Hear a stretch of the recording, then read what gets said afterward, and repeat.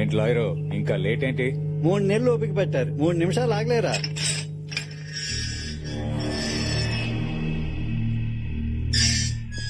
అనయ్య రా, పెద్దని ఎదురు చూస్తున్నాడు. నేను రాను. ఎందుకు? పూజారి కూతురు మీద చేసినందుకే ఆ భూపతి గారు ఊరందరి ముందు నా పరువు తీశాడు. వాడికి ఓ కూతురుందిగా, దాన్ని నాశనం చేస్తా. అన్నా ఇది కరెక్ట్ టైం కాదు, కోపాన్ని కంట్రోల్ చేసుకో. ఏయ్, అడవుల్లో మండే మంట లాంటిదిరా నా కోపం, అదంత ఈజీగా చల్లారు. ఇది కాదు అనయ్య. అనయ్య అనయ్య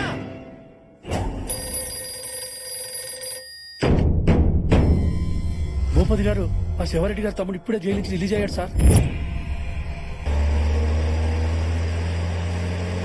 మన అమ్మాయి గారిని ఏమైనా చేస్తాడని భయంగా ఉంది సార్. తమ్ముళ్ళు ఎక్కడ్రా?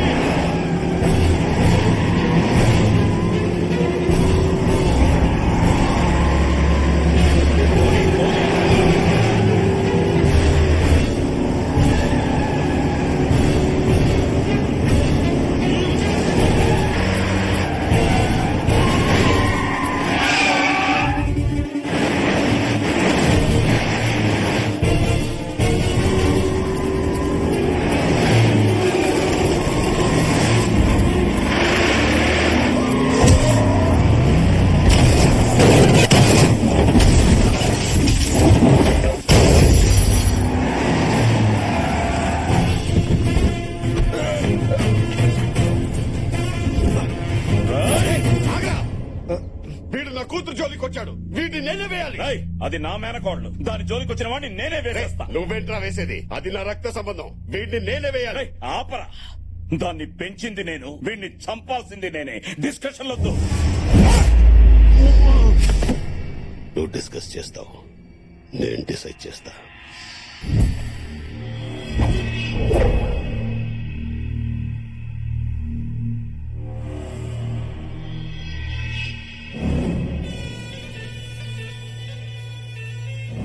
చిన్నని చంపిన భూపతి గాడు బతకూడదనా? చంపేద్దాం. ప్రాణం తీస్తే వాడు పడే బాధ ఒక్క నిమిషమే. వాడి ప్రాణానికి ప్రాణంగా చూసుకునే వాళ్ళ ప్రాణం తీస్తే జీవితాంతం బాధపడతాడు, ప్రతిరోజు చేస్తాడు. వాడి ప్రాణం కన్నా వాడి ఎక్కువ ప్రేమించేది వాడి కూతుర్నే. అది ఎక్కడుందో వెతకండి.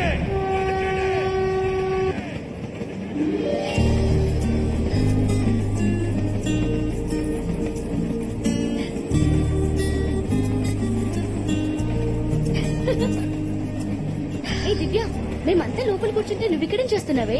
ఈ గ్రీనరీ ఎంత బాగుందో చూడు, పచ్చని పొలాలు, పైన గాలి, ప్రపంచం మొత్తం ఇలా చెట్లతో నిండిపోతే ఎంత బాగుంటుందో కదా. మేమందరం లోపల బాయ్ ఫ్రెండ్స్ గురించి కబుర్లు చెప్పుకుంటుంటే నువ్వు నేచర్ గురించి ఆలోచిస్తున్నావా? దివ్య ఫోన్. ఎక్కడి దాకా వచ్చావమ్మా? విజయనగరం దాటాను నాన్న. అంటే నేను మీ బాబాయ్లు ఇంకో 10 నిమిషాల్లో స్టేషన్ లో ఉంటాం. మీరెందుకు రావడం? నేనే ఇంటికి వస్తాను. నిన్ను చూడాలనిపిస్తుందమ్మా. అదే నన్ను ఒక్క నిమిషం లైన్ లో ఉండండి. ఆ, హలో మహయ్య. ఎక్కడున్నావు తల్లి? దగ్గరలోనే ఉన్నాను. నేను అమ్మ అందరం స్టేషన్ కు వచ్చాం. మీరు కూడానా? వాడొస్తున్నాడా? లేదు లేదు. చూడమ్మా, ఆ భూపతి గాడు నిన్ను తీసుకెళ్ళడానికి స్టేషన్ కు వస్తున్నాడంట. వాడికి ఆ ఛాన్స్ ఇవ్వకూడదని మేమంతా ఇక్కడికి వచ్చాం. సరే సరే, వచ్చాక మాట్లాడుకుందాం. నాన్న. ఏంటమ్మా, ఆ సాయిరెడ్డి గారు ఏమైనా ఫోన్ చేశాడా? లేదు. వచ్చేస్తున్నాం. ఓకే. దేనికి అంత టెన్షన్ పడుతున్నావు? ఏం చేయమంటావు? ఒక పక్క ఫాదర్, ఇంకో పక్క గాడ్ ఫాదర్, మధ్యలో నేను నలిగిపోతున్నాను.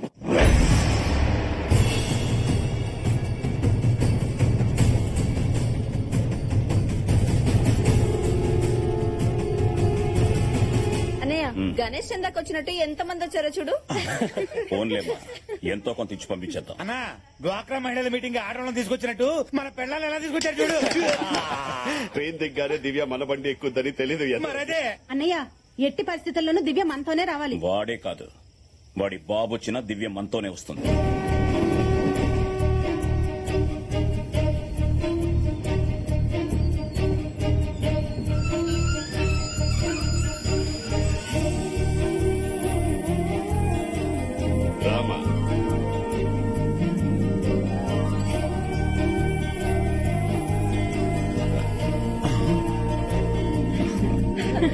దివ్య రామ్మా ఇంటికి వెళ్దాం. దివ్య ఆగో, మన ఇంటికి వెళ్దాం. మీ ఇంటికి ఎందుకు వస్తుంది?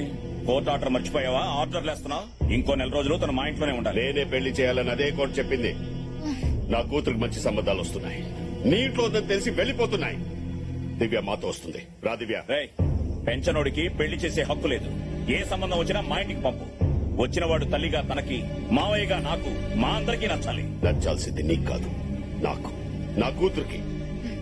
నా కూతురు పెళ్లి నేను చూసినోడుతోనే ఘనంగా చేస్తా.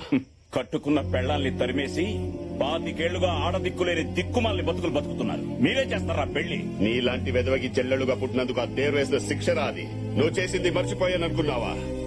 గుండె కొట్టుకున్న ప్రతి సెకండ్ గుర్తుకొస్తుంది. నా కూతుర్ని తీసుకువెళ్తున్నా. ఎవరంటూ వస్తారో చూస్తా. రా దివ్య. రేయ్, తను మా ఇంటికి వస్తుంది. రామా. రేయ్, అది నా రక్తం రా, నాతో వస్తుంది. నా ప్రాణం రా. రా దివ్య. రేయ్. ఆపండి. హాలిడేస్ వస్తే అందరూ ఇంటికి వెళ్దాం అనుకుంటారు, కానీ నేను హాస్టల్లోనే ఉందాం అనుకుంటాను. ఎందుకో తెలుసా? ఇలా ఇలా గొడవ పడతారని. మీ మధ్య పగలు తప్ప పగలు రాత్రి ఏమి ఉండవు. ఇంకొద్దు, ఆపండి ప్లీజ్. నాన్న, నా పెళ్లి మీద ఫుల్ రైట్స్ మీకే. మీరెవరిని తెచ్చినా తలంచుకుని తాళి కట్టించుకుంటా. కానీ అప్పటి వరకు నేను మావయ్య వాళ్ళ ఇంట్లోనే ఉంటాను. సరేండి మావయ్య.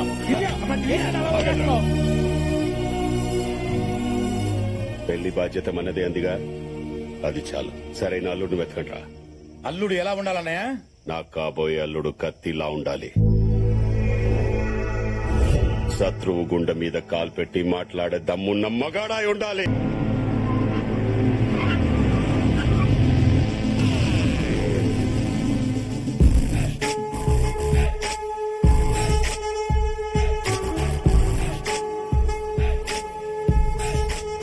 మన ఎండీ లాంటి వరల్డ్ ఎక్కడ ఉండడేమో. No chance. హోలీ రోజు కూడా హాలిడే లేకుండా వాడు మాత్రం బాగా ఎంజాయ్ చేస్తున్నాడు.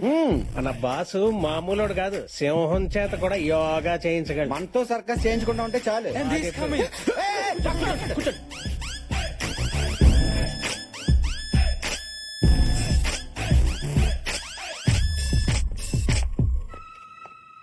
Good morning sir.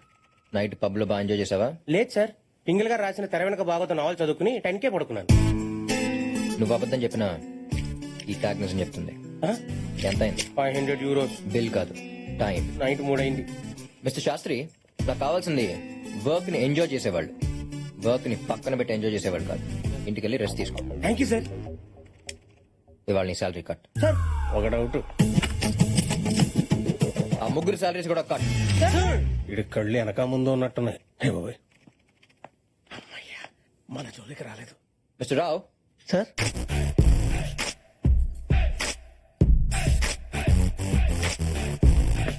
మిస్టర్ రావు, మీకు ఇచ్చిన ప్రాజెక్ట్ లో కంప్లీట్ చేశారా? ఇవ్వగానే చేసేయడానికి ఇది లుంగీ డాన్స్ కాదు, 100 million ప్రాజెక్ట్.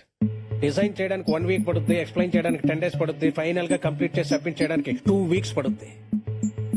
షాక్ అయ్యాడు.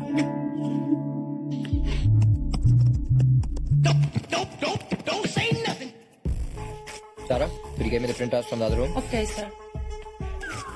రేస్ లో మీరు వచ్చే మలుపు గురించి ఆలోచిస్తారు, ముందున్న గెలుపు గురించి ఆలోచిస్తారు. మీరు సూపర్ సార్. అసలు మీ గోల్ ఏంటి సార్? లైఫ్ లో గోల్ ఉన్నాడు రీచ్ అవగానే రిలాక్స్ అయిపోతాడు. ఏ గోలు లేనోడు ఎక్కడికన్నా దూసుకెళ్లిపోతాడు. మరీ అడ్డగోలుగా మాట్లాడుతున్నాడు. సార్ వెళ్ళి క్లయింట్ కి సబ్మిట్ చేయండి. క్లయింట్ స్వీడన్ లో ఉంటాడు, వెళ్ళి సబ్మిట్ చేయడానికి 2 days పడుతుంది. మిస్టర్ రావు, మీకు యాపిల్ కావాలంటే కాశ్మీర్ వెళ్తారా, కాలనీలో ఉన్న ఫ్రూట్ షాప్ వెళ్తారా? ఫ్రూట్ షాప్ కి. ఇది కూడా అంతే, ఈమెయిల్ చేయొచ్చు. స్వీడన్ దాకా లక్లీ. బ్రెయిన్ ఎలాగో వాడలేదు, ఇచ్చే కంప్యూటర్స్ వాటర్ నేర్చుకోండి. గో. సార్ వర్క్ కంప్లీట్ చేయనందుకు మీ శాలరీస్ కట్ చేసి నా అకౌంట్ ట్రాన్స్ఫర్ చేయమని చెప్పండి. Sir thank you. రోజు రోజుకి వాడు అరాచకాలకి అన్యాయాలకి అడ్డు అదుపు లేకుండా పోతుంది. మనం ఏదో ఒకటి చేస్తే కానీ లాభం లేదు. ఎవరి గురించి మాట్లాడుతున్నారు? ఇంకెవడు, మా బాస్ గాడు. ఏమన్నాడు? నాకు బ్రెయిన్ లేదంట. ఆ విషయం అతనికి ఎలా తెలుసు? బాసులు లేపేస్తే కేసు అవుతాను ఆలోచిస్తున్నాను అత్తయ్య. వారి ఈగో సాటిస్ఫాక్షన్ కోసం పక్కనోడికి జాబ్ సాటిస్ఫాక్షన్ లేకుండా చేస్తున్నాడు. వాడు ఎండి కాదమ్మా, యముడు. మన రీతి ఇంటికి వెళ్ళాడంట. ఎవరికైనా ఫేవర్ వస్తే ఫ్రూట్స్ తీసుకెళ్తారు, వీడు థర్మామీటర్ తీసుకెళ్లాడు. మామయ్య, నేను వాడితో పని చేయలేను. వాడి కంపెనీకి ఆపోజిట్ గా వేరే కంపెనీ పెట్టి నా టాలెంట్ తో కార్తీక్ అని తొక్కేస్తాను. ఇక్కడ ఎవరో టాలెంట్ గురించి మాట్లాడుతున్నారు. హెల్ప్ కావాలా? వచ్చాడు. మన అట్టుకుంటూ తొక్క మీద కాలేస్తేనే 3 నెలలు లగలపోయావు. ఇంకా నన్ను దొక్కేయాలని చూస్తే లైఫ్ లో లగలేవు బావా. నాకు పెట్టమ్మా. అనే నువ్వెప్పుడొచ్చా? ఏ ప్లీజ్ నువ్వు మరీ అంత ప్రేమగా పోలే ఓకే ఈ హార్ట్ తట్టుకోలేదు నువ్వు నాన్న నన్ను పొగుడుతున్నప్పుడే వచ్చా అయినా ఆఫీస్ విషయాలు అమ్మకి చెప్తారేంటి అమ్మ ఫేస్ చూసే మిమ్మల్ని కట్ చేయకుండా మీ శాలరీ మాత్రం కట్ చేస్తున్నా సంతోషించండి అసలు నువ్వేమనుకుంటున్నారా నా గురించి చెప్పనా చెల్లెమ్మా కొంతమంది అమ్మాయిలు రాకెట్ లో పైకి వెళ్తుంటే మరి కొందరు వాకెట్ లో ముగ్గులేసుకుంటున్నారు నువ్వు రెండింటికి పనికిరావు చూడమ్మా విడెప్పుడు ఇంతే. ఏంటో అడగాలంట అడగమ్మా మీ నాన్నగారు వాళ్ళకి ఆఫీస్ లో రెస్పెక్ట్ ఇవ్వట్లేదు అంట. ఇంట్లో ఇస్తున్నాను కదమ్మా అక్కడ కావాలంటున్నా మాకు చాలా అవమానంగా ఉంది. అవమానమా నేను ఈ కంపెనీ పెట్టాకే మనం ఈ పొజిషన్కి వచ్చాం. నేను ఆడుకునే గేమ్స్ ని డెవలప్ చేసి కంపెనీ పెట్టాను. మన ఫ్యామిలీని ఈ స్టేజ్ లో నిలబెట్టాను. ఇవాళ మిమ్మల్ని ఇక్కడ కూర్చోబెట్టాను. అంటే ఏంటి ఇప్పుడు సన్మానం చేయమంటావా? పెళ్లి చేయమంటున్నా. అప్పుడెంత తొందర ఏంట్రా? ఇట్స్ మై లైఫ్ ప్లానింగ్ మా. నువ్వు ఎంత ప్లాన్ చేసినా లాభం లేదు. పైన నాయన ఈ పాటికి నీ కోసం ఎవరో ఒకరిని ప్లాన్ చేసే ఉంటాడు. Wow how romantic. Who's that babe ma'am?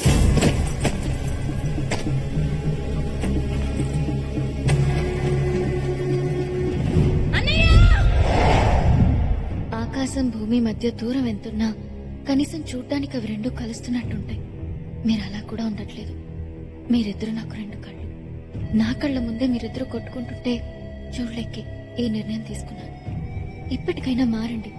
కనీసం నన్ను వెతికేటప్పుడైనా మీరిద్దరు కలిసి వెతుకుతారని ఆశిస్తున్నాను. ఎక్కడున్నా వెతికి తీసుకొస్తాను. 24 గంటల లోపల దివ్య మన ఇంట్లో ఉండాలి. రే గుంపులో నుంచి జింక పిల్ల బయటికి వచ్చిందంట. వేట మొదలెట్టే టైం వచ్చింది. వాళ్ళిద్దరి కంటే ముందు మనమే దాన్ని పట్టుకోవాలి. వాళ్ళ ముందే చేసేయాలి. ఇంతకాలం దాన్ని చెన్నైలో చదివించాడు. అది చదివిన కాలేజ్, తిరిగిన ఫ్రెండ్స్, తెలిసిన రిలేటివ్స్ అన్ని చోట్ల చెల్లెడ పెట్టండి.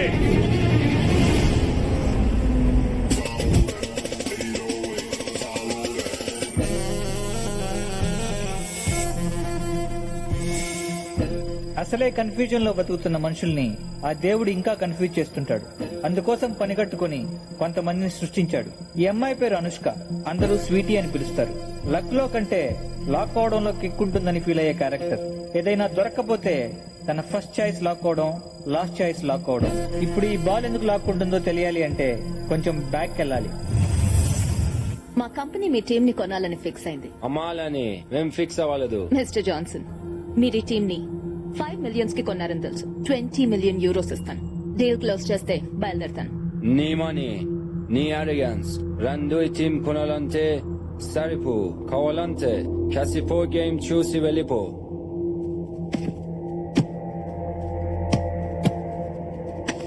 చూడ్డానికి కూడా భయం వేస్తుంది కదూ? భయమా? ఒక గోల్ వేస్తే? అయ్యో వేస్తే గోల్ కాదు కదా, బాల్ పట్టుకుని ఒక స్టెప్ కూడా వేయలేవు. వేస్తే I give it free.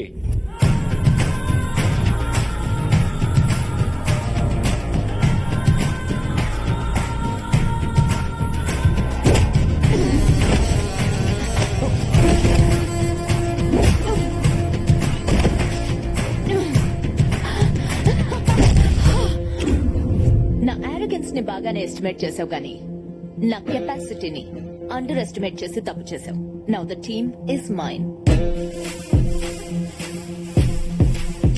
ఈ క్యారెక్టర్ తో పాటు మన కథని కన్ఫ్యూజ్ చేయడానికి ఇంకొక ప్రాణిని కూడా సృష్టించాడు ఆ భగవంతుడు. అతను ఎక్కడుంటాడో చూద్దాం.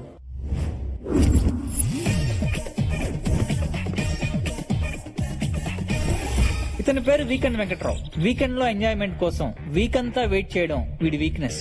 వీడి మెయిన్ వీక్నెస్ మాత్రం ఎదుటోడు అడక్కపోయిన సలహాలు ఇవ్వడం.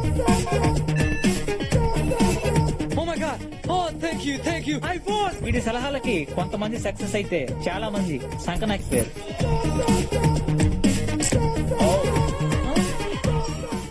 I'm sorry. Is your money? Yeah. Oh, lots of money. Is it yours? It's my money. Don't put it here. Don't put on 31. Why, Keep on man? 23. I say you'll get more money, man. No. Hey. You believe me, man. You'll get more money. Okay? Okay, man. You will get lots of money.